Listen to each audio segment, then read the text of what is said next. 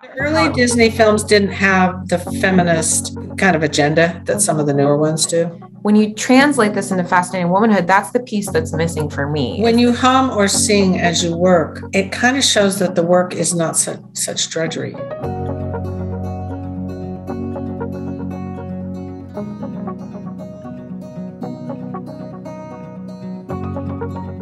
Hello, everyone. Welcome back to the Fascinating Womanhood channel, where we talk about everything that has to do with developing femininity and building strong, long-lasting, loving relationships. I'm Sherry Lynn, and I'm here with my mom, Dixie Andelin Forsyth. Hi. Hi.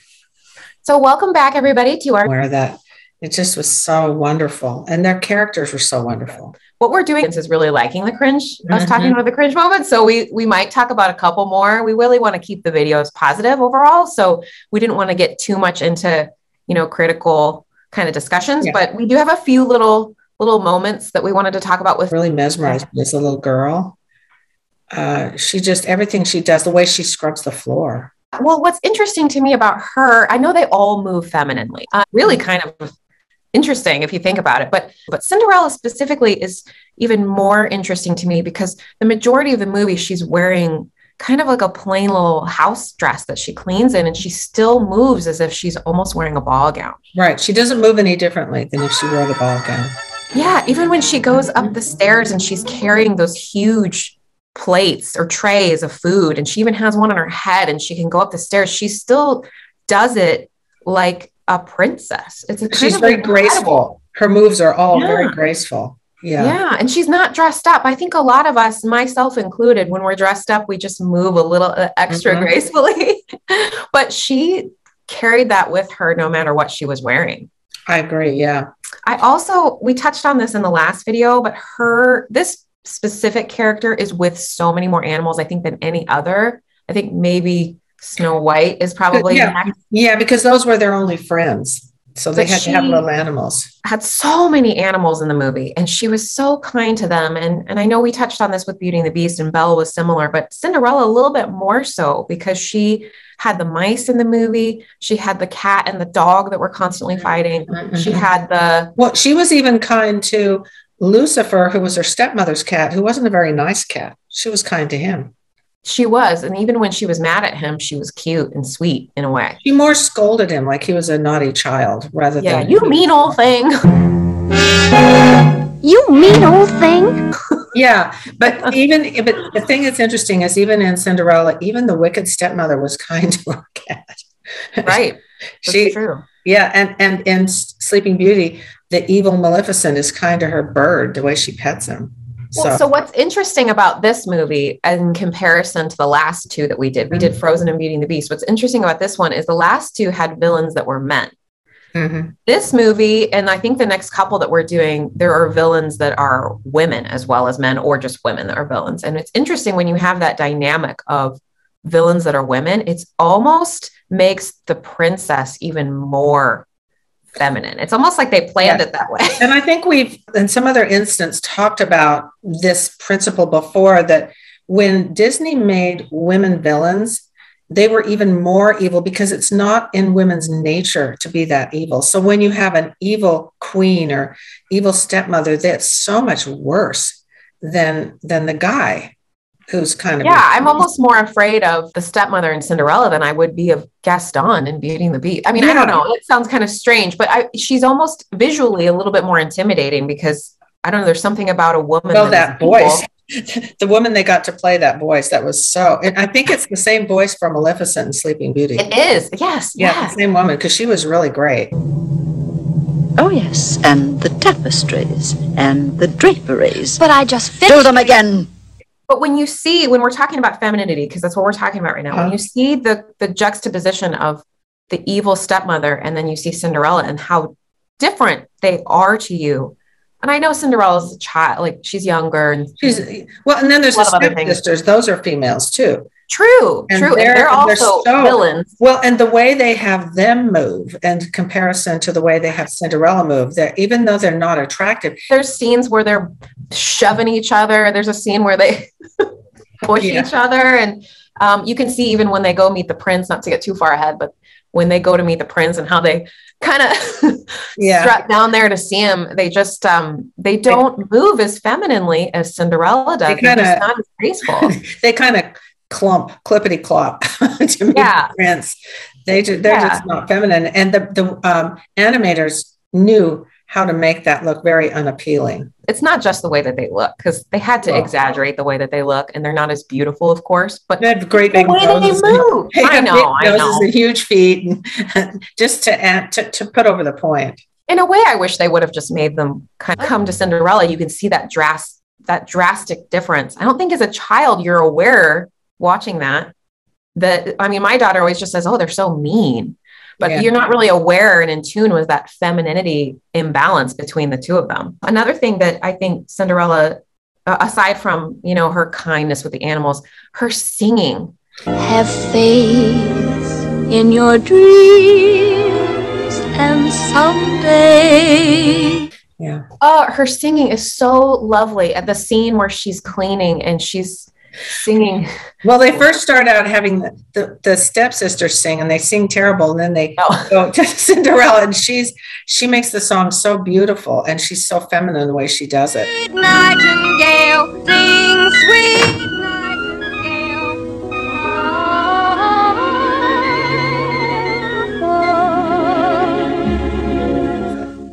Well, and she's also singing while she's cleaning. And I mean, not that, all you ladies at home are going to be like, hey, the message is that you should be singing these grand songs while you're cleaning. But really, even just if taking away the humming or the happiness that comes from you when you're singing something, even if it's softly, it makes you in touch with your femininity, and it's attractive. When you hum or sing as you work, it kind of shows that the work is not such drudgery for you.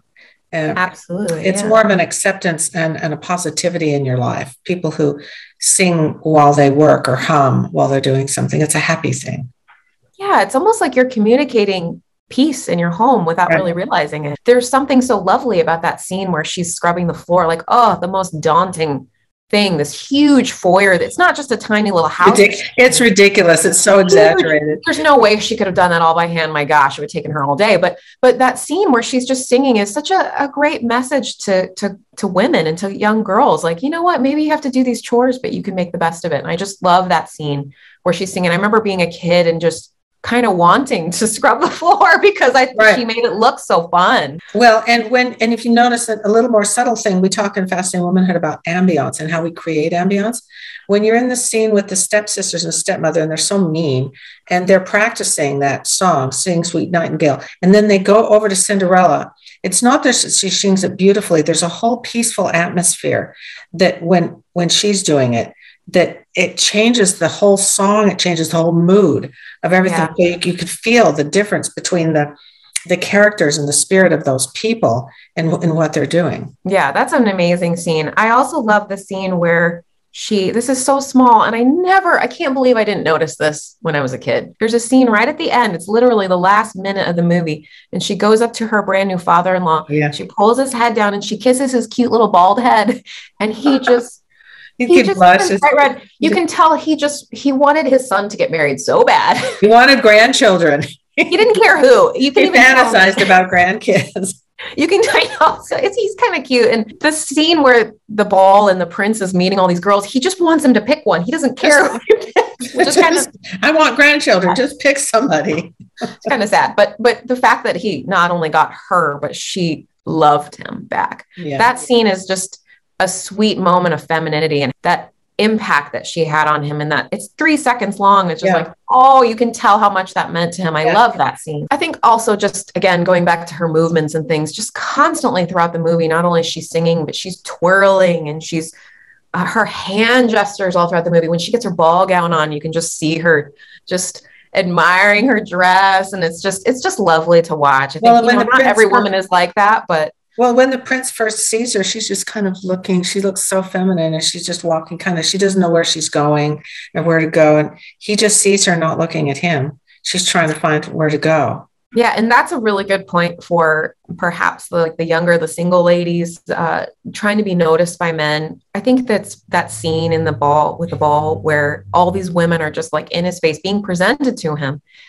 And he's perhaps slightly like just a bit bored by what's going on. And he sees her, and it's not just the way she looks. At first, you kind of think, oh, he just thinks she's pretty, and that's why he went over to her. But there is something about the way she catches his eye. Not only is she not searching for him, she's not thinking about him. She's just excited to be there. It seems like I remember that when she didn't realize the man she met was the prince till later. She didn't, which is kind of like, what? Because she'd never been anywhere. She'd never been anywhere. True. It was like kind of like, how could she not know who he is? But I think she genuinely just wanted to be at a party. I don't even think she really went there looking to catch a husband like the other. Like all those ladies went there hoping to catch a husband, meaning the prince. And she just went and was just so excited to be at a party. She wanted to go to a ball. Yeah. And he kind of, I know this is an animated cartoon, so it's kind of hard to like pinpoint exactly why he, why she caught his eye. But I think intuitively, that's kind of what I caught from it, is that he noticed that here's a lady that's she's not after me. Yeah, she doesn't even seem to know where she is. She doesn't even know where she is. What is going on with this lady? But there's something to be said about that whole, like, he chased after her. Yeah. Okay. The next one is character, and Cinderella is the character. She's a major character. She's got the best character probably of anybody else. Because she was the daughter of a nobleman. And when he died, and that house really should have gone to her because she was the only daughter of this nobleman. But when he died, the stepmother and stepsisters took it over, and she was reduced to being a servant in her own household. It wasn't someone else's house. It was really her own. She certainly could have had a horrible attitude about what happened to her. And I don't think she had a whole lot of legal options because of the time period that this takes place. Yeah. Part of this is just she didn't have a lot of options, but she certainly could have been someone who is very unhappy and just always grumpy and nothing to be grateful for. Mm-hmm. But it's quite the opposite. She shows so much bravery and sense of selflessness in the movie with her attitude and her positivity. Yeah, she like that song, "A Dream is a Wish Your Heart Makes." A dream is a wish your heart makes.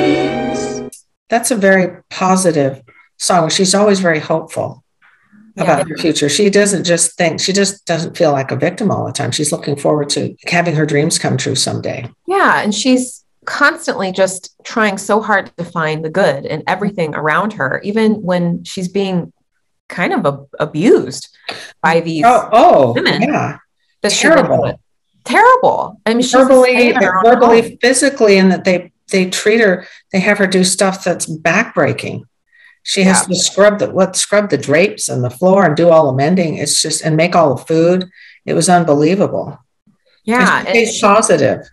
She's positive. And I think that's what I was talking about earlier. That's what I think that's why I love Cinderella so much, is because she just radiates positivity. And that's always been something that has not come natural to me. I've had to really work on being positive. And I admired her so much as a child because she's just so happy all the time. I know there's some scenes where she kind of falls apart and she kind of gives up on herself for a minute, but she kind of comes back up, and she always finds a way to look at the bright side of everything. And she's grateful when the little mice helped to fix up her mother's dress. She acts so grateful and thanks them. Oh, thank you so much.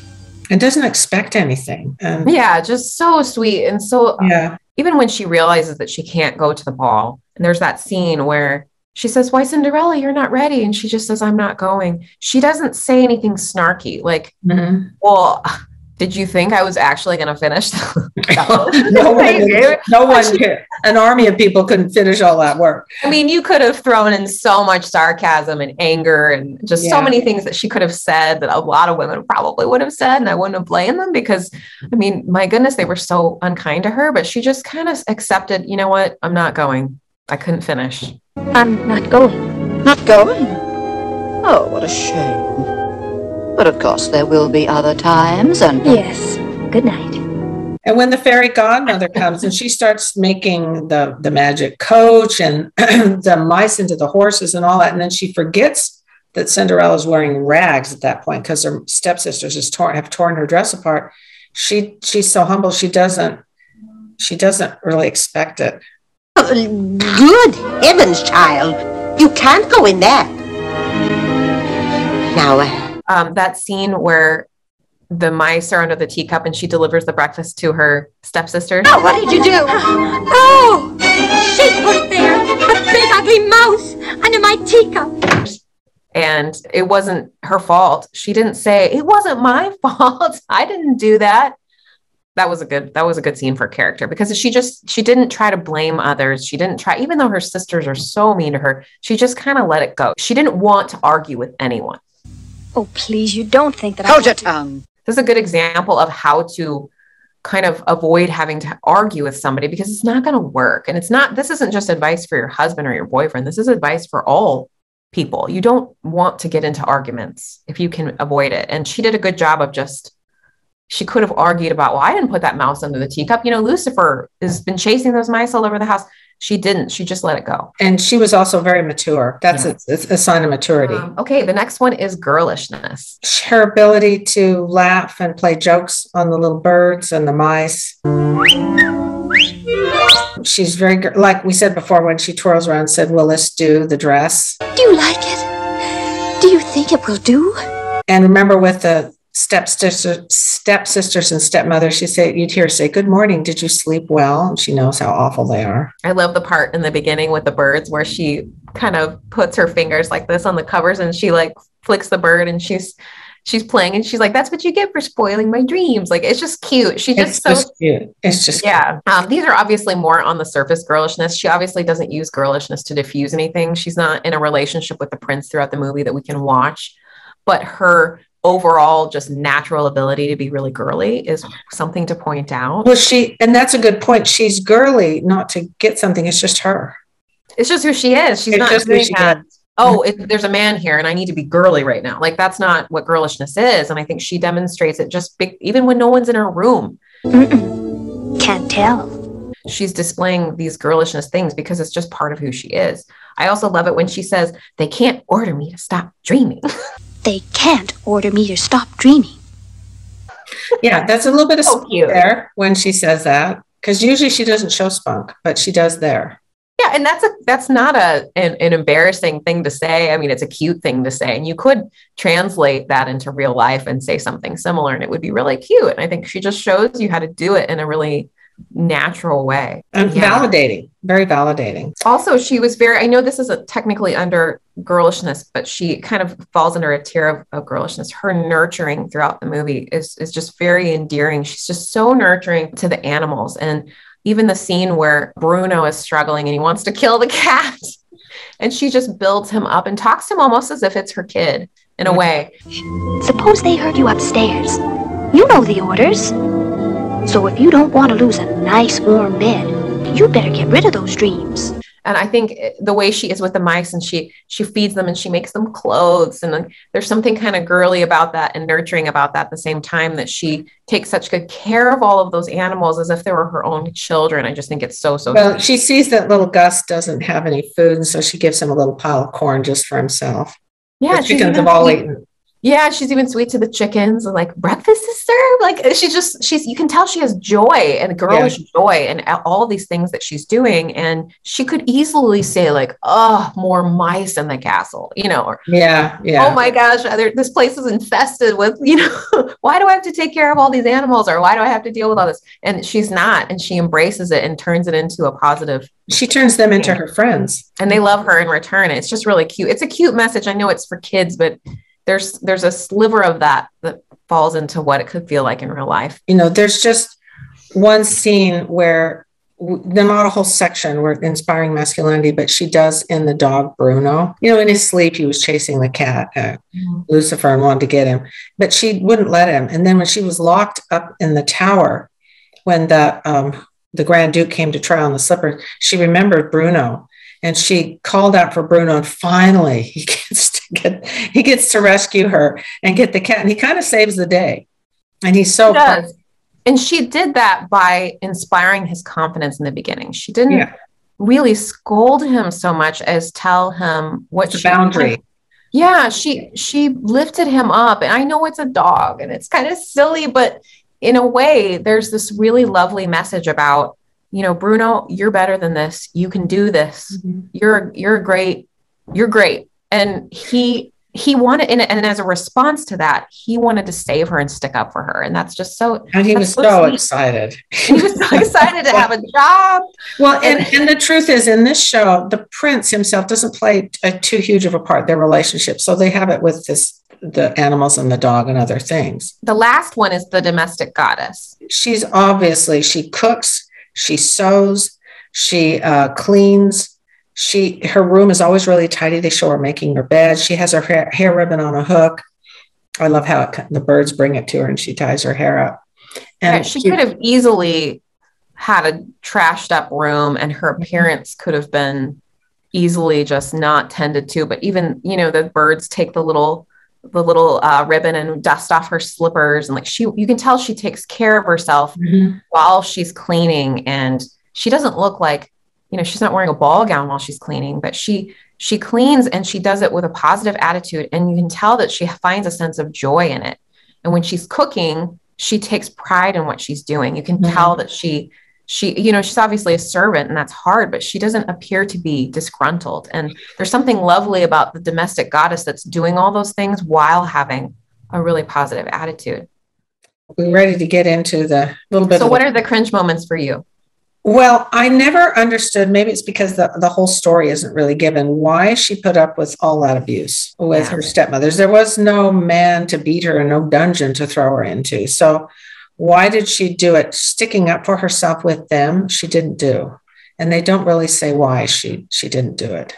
And they showed that she had some spunk. In the live action movie, they said that her father, I think they kind of addressed that. They said that her father said, please try to always keep this house in the family. So she put up with it and didn't just leave. She could have physically walked out, but she put up with it to kind of keep the house and keep it going as best as she could. But still, she didn't have any very good boundaries with her stepmother and stepsisters. I'm not sure what the answer is for what she could have done, because lawfully, we touched on this earlier, I don't know how many options she had legally. But all the people to inherit that house were women. There was no men. So I don't know what legally it probably would have gone to the nearest male relative, which they didn't, of course, address that in it. As far as what she could have done, I'm not really sure what she could have done to put up boundaries, because she was being abused. I think it's hard to even say that there are any cringe moments in the movie, because I don't really think there were any moments where I'm sure I knew what she could have done, because she was in such an abusive, no power position. But I do wish that there could have been, it's a movie with magic, so I guess anything's possible. I wish there could have been some kind of moment where she could have stood up for herself, because it kind of felt like she just didn't know how to. And I don't know, maybe some of the people watching would have some ideas of things that she could have done. That's a good idea. Because ultimately, the Fascinating Womanhood, we're not doormats, and we're not talking about women being feminine and just letting everybody walk all over you. And I know it's just a princess movie and they're just trying to show a certain message for children. But when you translate this into Fascinating Womanhood, that's the piece that's missing for me, is that she was in an abusive situation and she couldn't find a way. But in this world, sometimes women find themselves with no way out. And sometimes there isn't anything, like for instance, if you have children and you're in an abusive marriage, you leave with your children. Some women stay to protect their children. In other words, so their children have food and a place to live. So they'll sacrifice themselves. So it isn't always simple of what your options are there. But it always bothered me that she wasn't able to stick up for herself with them, and they don't explain. But then there's one other one I think you were telling me about. This is so small. I can't even hardly pick on Cinderella because it's just my favorite movie, but I don't love the message that a lot of Disney movies send to young girls and stuff. I know that they're just kids, but I don't love the message of, I just met you and now I'm in love. I know, but in an animated cartoon, how do they show? I know, but like there's a message in there about. That's why it's a little bit like, well, she doesn't even know this guy. She literally he grabs her to dance, and boom, they're singing about being in love. And so this is love. And I know it's a fantasy, and it's supposed to be that way, but be careful. Don't fall in love with guys that fast. It's just not. I don't know. Well, the assumption is if he's a prince, he's a good guy, which is not true. But as not all princes throughout history have been good guys. In real life, he could have been a total rat. I mean, look at the whole Frozen thing with Prince Hans. Like, she did the same thing, and then he ends up being horrible. Yeah. later. So, maybe that's why they had him horrible later. Show that. well, and luckily, I mean, in Cinderella, we don't really know what happened later, and it looked like it was fine. So it was fine. And some people do meet and fall in love that quickly, and it's fine. But well, yeah. And I would recommend anyone who is interested to see the live action one. Lily James? Lily James. Thank you. Lily James. She does a really good job. And there's more, a little bit fleshed out to the story, and it's really cute too. So, I know we didn't have a lot of cringy stuff because Cinderella is just, how can you pick on just isn't a lot of cringy stuff. Yeah. Just those two little tiny little, I don't know, little warning signs, I guess, about the early Disney films didn't have the feminist kind of agenda that some of the newer ones do. Yeah, the older ones are hard to pick on. These little tiny things that we brought up are just super small, but I think it is important. They're big topics now, and they're big topics in real life. So that's kind of what we wanted to do with these movies, is translate them into how they might be in real life. Okay. Well, thank you everyone for being here with us today. And we love your comments. So drop those down below. If you're not sure about all these principles we're talking about today and you want to learn more, you definitely need to read our books. We have Fascinating Womanhood Vintage and Fascinating Womanhood for the Timeless Woman. Those are our two main books that we were referencing today. I'm attaching the links for those books down below. So definitely check those out. And we are also on social media very actively. So check out our Facebook and our Instagram if you want to follow us more closely. And we're here every week. So don't forget to hit like and subscribe to help our channel grow, and so that you know when we have new videos come out. And then we will see you next time. Bye.